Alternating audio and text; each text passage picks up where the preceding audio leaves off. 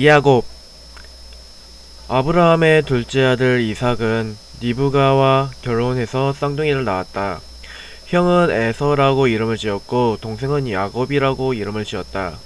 형 에서는 사냥꾼으로 아버지 신임을 받았고 동생 야곱은 어머니 리브가의 총애를 받았다.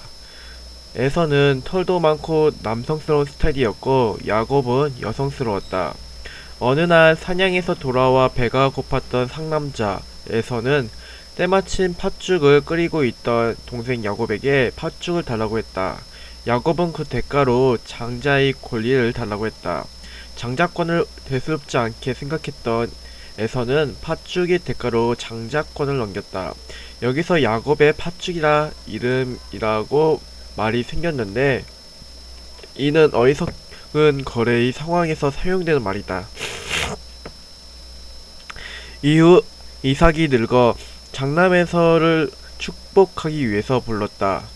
그런데 아내 리브가는 야곱이 축복을 받게 하고 싶어서 야곱을 에서처럼 꾸미고 이삭에게 가게 했다. 이삭은 눈이 침침했던 까닭에 야곱을 축복해 주었다. 나중에 에서가 이 사실을 알아채고 장자권과 축복을 모두 빼앗긴 것에 화가 나서 야곱을 죽이려 했다. 이에 야곱은 하란 땅의 삼촌 라반이 집으로 도망쳤다. 도망친 야곱은 삼촌 라반이 둘째 딸 라헬과 결혼하기 위해서 그의 집에서 7년간 무임금으로 노동했다. 하지만 삼촌 라반은 야곱을 속이고 첫날 밤에 첫째 딸 레아를 들여보냈다. 야곱이 이에 항의하자 삼촌 라반은 첫째 딸을 먼저 출가시키는 풍습을 들어 7년을 더 일하는 조건으로 라헬도 함께 야곱에게 주었다. 이후 아내들과 그 전까지 일한 대가인 가축들을 데리고 삼촌의 집에서 도망 나온 야곱은 아버지 이삭이 집으로 향했다. 하지만 형 에서가 자신을 해칠 것이 두려웠던 야곱은 먼저 가축과 선물을 보내고 다음으로 아내와 자식을 보냈다. 야곱은 홀로 남아 있다가 우연히 어떤 사람과 밤새 씨름을 하게 되는데 날이 셀 때까지 끈질기게 그를 놓아주지 않자 그는 야곱에게 복을 주기로 약속했다. 이스라엘이라는 이름을 지어주었다. 이스라엘은 신과 교류다라는 의미로 이후 이스라엘 민족이 명칭이 된다. 이스라엘로 개명한 야곱은 아버지 집으로 향하고 그곳에서 형 에서는 야곱을 반갑게 맞아주었다. 요셉. 야곱에게는 12명의 아들이 있었는데 야곱은 그중 요셉을 가장 사랑했다. 어느 날 요셉은 자신이 왕이 되는 꿈을 꾸었다. 꿈 이야기를 형제들에게 하자 형제들은 안 그래도 아버지의 편애를 받는 요셉을 시기해서 그를 죽이려고 했다.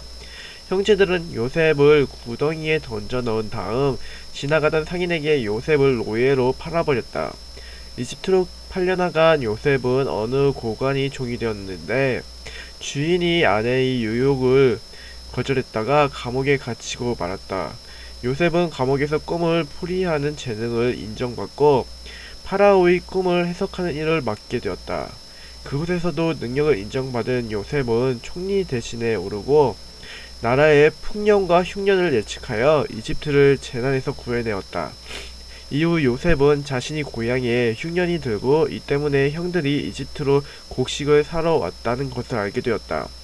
그래서 요셉은 형들을 옥에 가두거나 시험하고 결국은 이들을 용서해 주었다. 그리고 아버지 야곱을 이집트로 데려와 풍성하게 대접하고 살 곳을 마련해 주었다. 야곱과 요셉의 자손들은 이집트에 정착해서 살게 되었다.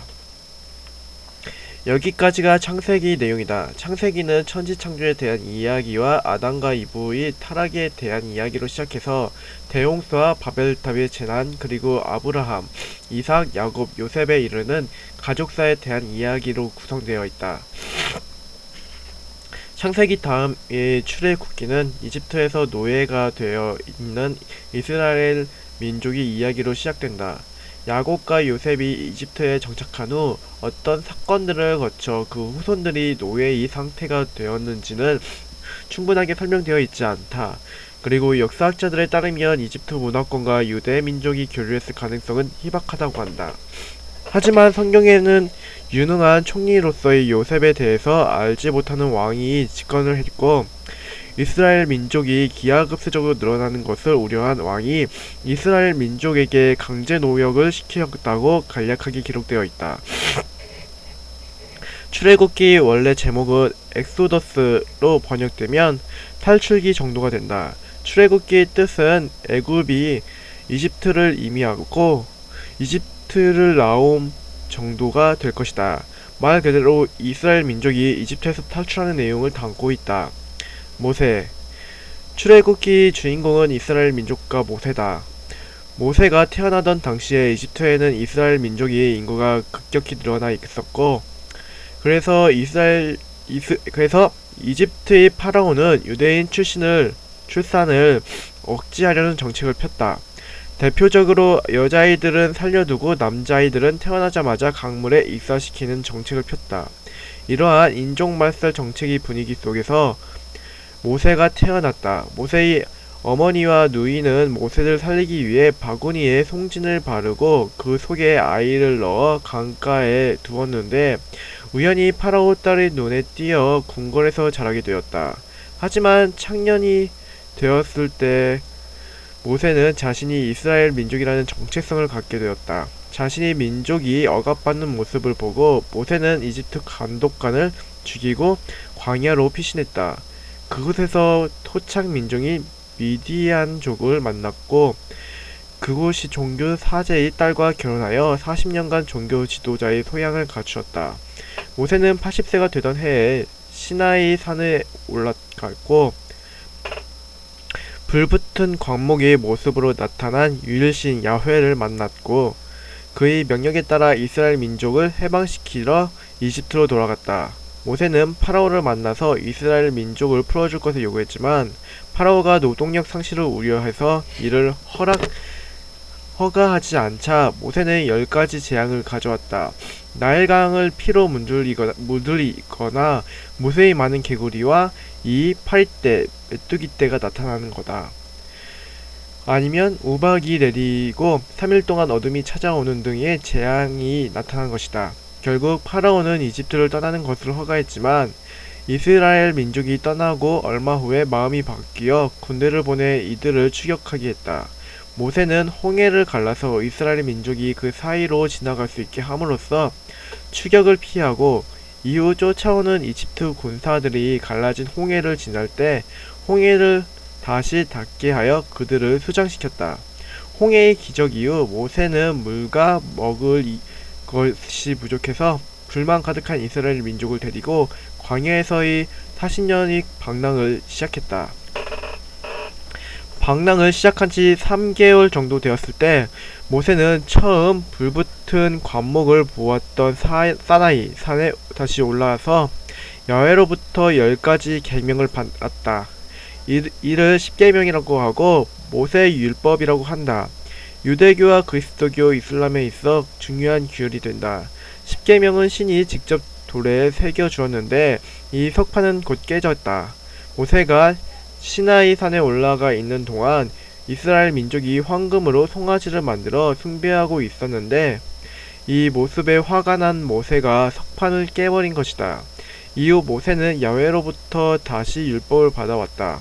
10계명의 대략적인 내용은 야훼 이외의 신을 섬기지 말라, 우상 숭배를 하지 말라, 하느님의 이름을 부르지 말라, 안식일을 지켜라, 타인을 하지 말라 등이다.